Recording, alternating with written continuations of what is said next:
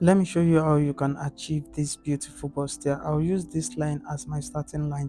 The first thing I want to do is to mark the shoulder measurement. So divide your shoulder measurement by 2 and you're going to mark. My shoulder measurement is 16 inches, so I'm going to divide that by 2 and that will be 8 inches. So I'm marking 8 inches for the shoulder. After that, I'll mark how wide I want the neck to be.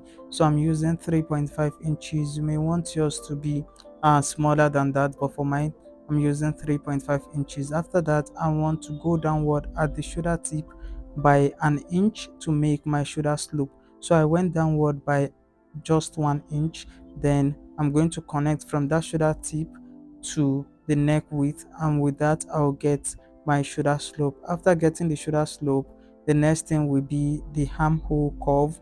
And to get the armhole curve, I'm going to first of all mark the depth, which is the deepness, and in this case it is 7.5 inches with my measurement. You can also get your own by using the formula, the bust measurement divided by 6 plus 1.5 inch. That will give you your own armhole depth, but for mine it is just 7.5 inches. So to mark it, you're going to place your French curve on it just like this, letting the bottom of the French curve to be at the armhole depth, then the side of the French curve to be on the shoulder tip. Then you can easily follow the shape of the French curve. But if you don't have this French curve, if you don't have this curve ruler, you can use the normal or the small French curve ruler, which is this. So I'll simply place the French curve ruler on it, letting the side to be on the shoulder tip and the bottom of the French curve to be at the armhole depth. Then I'll follow the shape of the French curve, and voila, I have the armhole curve done. The next thing for me to do is to mark the under bust line, the bust line, and the chest line. So I'm going to start with marking the under bust line, placing the tape rule on the shoulder line. Then I'm going to drag it downward, then mark the under bust line, which in my case is 13 inches. So I'm marking 13 inches as the under bust line. Then from the shoulder to the bust line, in my case is 10 inches. From the shoulder to the chest line, in my case here is 7.5 inches. So I have the chest line, the bust line, and the under bust line marked. If you're still watching this video, it means you see value in this video. So please like, comment, share this video. Don't forget to subscribe or follow this page, and hit on the notification bell so you get notified whenever I drop a new video. Now that we have the chest line, the bust line, and the under bust line, what is left is for us to mark the waistline, which is from the shoulder to the waistline. So I'm going to mark that just immediately after marking the under bust line. So you can just place the tape roll on your customer's shoulder and drag it downward to our waistline for you to get the shoulder to the waistline measurement. Please don't be tempted to use my measurement. Always measure your customers to get their own body measurement. 19 inches is the shoulder to the waistline measurement in my own case. Yeah, so I'm going to mark across the pattern for it to be as a guide before we move into marking the bustier. For the bustier, we're going to need the bust span measurement, which is the nipple to nipple measurement. So I'm going to divide the bust span measurement by 2, then mark. So in my case here, the bust span measurement, the nipple to nipple measurement is 7 inches. Dividing that by 2 will be 3.5 inches. So I'm marking 3.5 inches on the bust line, the chest line, under bust line, and also on the waistline. Then I'm going to connect all these points together to have a straight line starting from the chest line down to the waistline. So this is me connecting all of them together, and after that we can move to taking out the dart. The dart is what makes the bustier, so you should know the dart size you want to use so you won't make any mistake. You should know whether you should use 1 inches dart, 1.5 or 2 inches dart. But don't worry, I'm going to explain how to know the dart size to use at the end of this video. So let's move on. So for this size of the size I'm working with, I'm going to use 1 inch dart on each side. So this is 1 inch and 1 inch on the other side. I'm going to use my French curve to make the bustier curve, placing it on it like this, then connect to the bust line. Then I'm going to turn the French curve the other way. I'm going to flip it to mark the bustier curve for the other side, which is the um, front side. Then I'll go down to the waistline and take out the same measurement I took out around the underbust measurement, around the underbust line as the dart size, which is 1 inch on each side. Then I'm going to connect a straight line from the underbust line down to the waistline, just like this. After doing this side, I'm going to move to the other side and mark a straight line downward from the bust line, from the underbust line down to the waistline. After that, I'll move to the chest line and also take that out around the chest line. So for the chest line, I don't want to take out a much that as that of the underbust line. So here I'm working with 0.75 inch that on each side. So 0.5 on one side and 0.75 on one side and 0.75 on the other side, which in total will make 1.5 inches. So I'm going to use the French curve again to make the bustier curve, you placing it like this. And after that, I'm going to flip the French curve and mark for the front side, which is the other side of the bustier. Once you're done curving out this side, what will be left for us to do is to mark the neckline. And the neckline is a deep queen hand neckline, so we're going to use our French curve to also achieve that. We're going to place it like this, but before then we want to go upward around the chest line by 1 inch. So just going upward by 1 inch.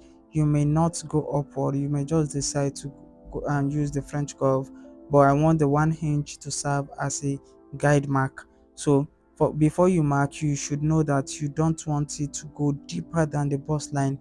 If not, it's going to expose some part of the breast or the cleavages, which you may not want to expose. So I'm going to follow the shape of the French curve like this, and after that, take the French curve, turn it the other way to mark the shoulder yoke of the neckline. If you're a fashion designer or a fashion student and you do not have the style bit application on your phone, then listen to this. Do you know you can now save your customers' measurement and their details on your device? By doing this, you never lose your customers' measurement, because at any time you can log in into your stylebit account on a new device and you have access to all the measurements you've saved on the application. You can save orders on this application to keep track of how well your business is doing. You can also send invoice to your customers to remind them about any pending payment you are yet to receive from them. There's more about this application. I'll leave a link in the comment section and also in the description box to download the Stylebit application. Go to the description box, click on the link, and you have the application. Moving forward, you are to divide the bust measurement by 4, then you mark. You can decide not to add seam allowance now and add it when transferring this pattern onto your fabric. So mark that. Moving to the under bust measurement, you divide the measurement by 4.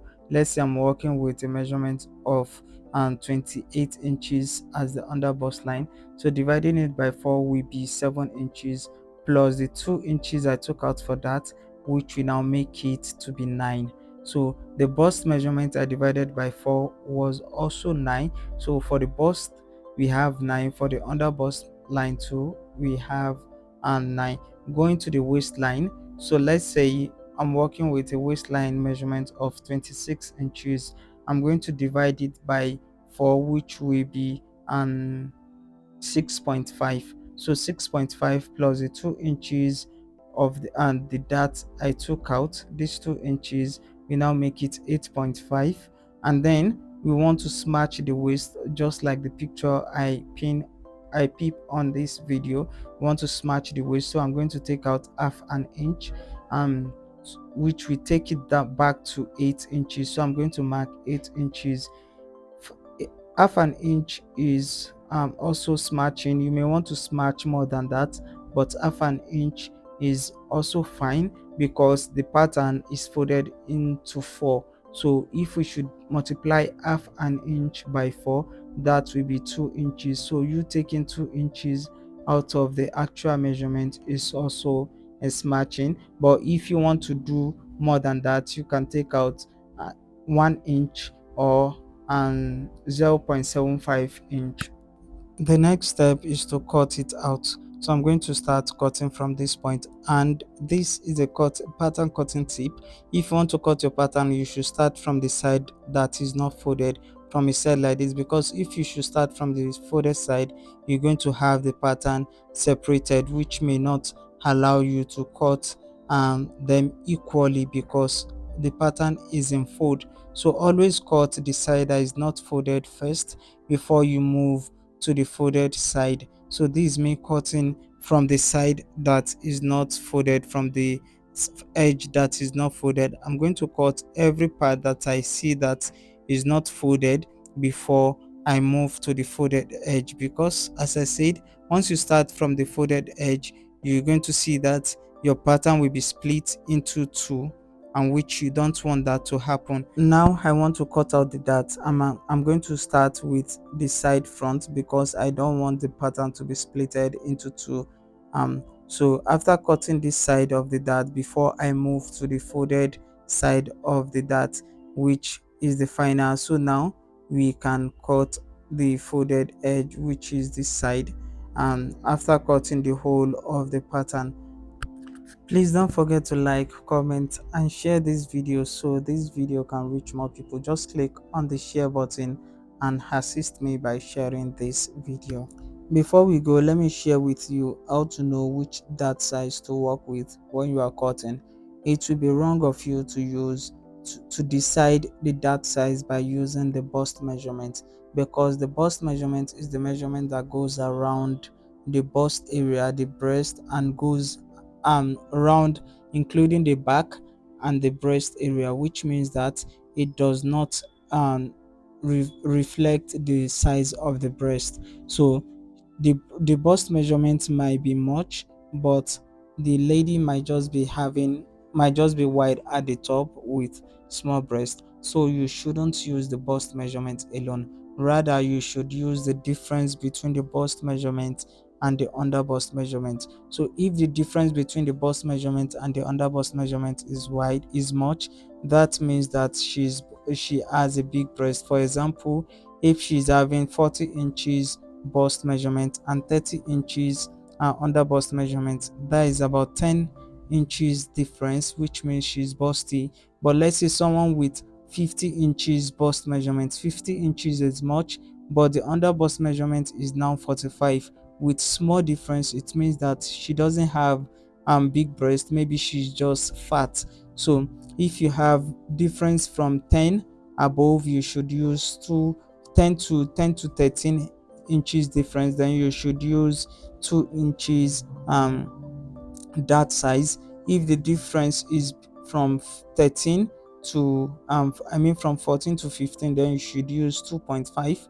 But if the difference is less than 10, from 9 to 8, then you should use from 9 to 8, you should use 1.5 inches. So that is how to know the dart size to work with. So thank you so much for watching this video to the end. Please don't forget to click on the share button so this video can reach more people, and by doing that you are also assisting me. Thank you so much. See you next time.